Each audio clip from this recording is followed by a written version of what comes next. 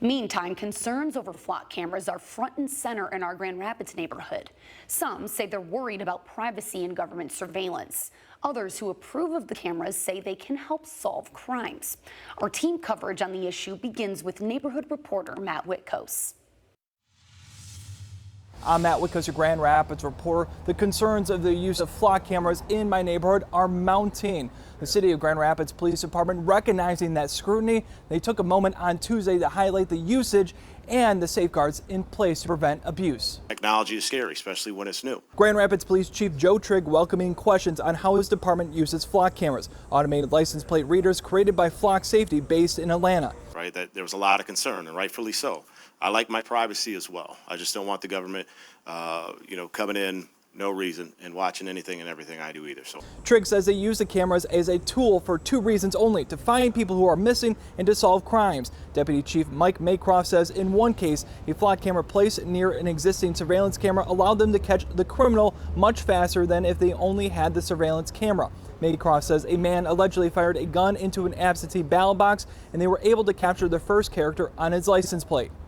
After receiving the video, I turned it over to my detectives. They're usually able to use the Flock system to identify a vehicle matching that description.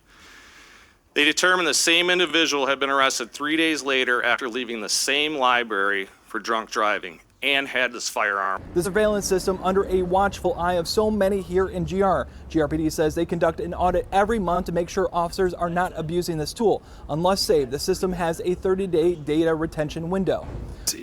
When you sign up with Flock, you are sharing with no one. From there, you can enter into sharing relationships. Some folks will do regional, some folks will do statewide, and some folks also do national sharing as well.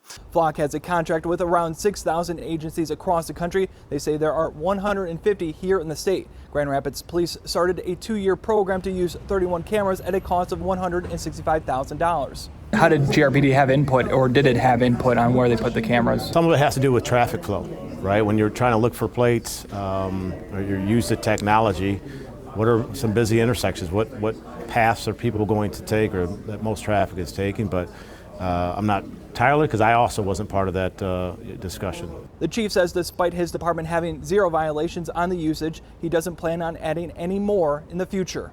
I understand the questions because it's new technology, but we have the responsibility to keep this city safe. We've seen the cries and the grief and the violence that can happen in the city. It's still a great city.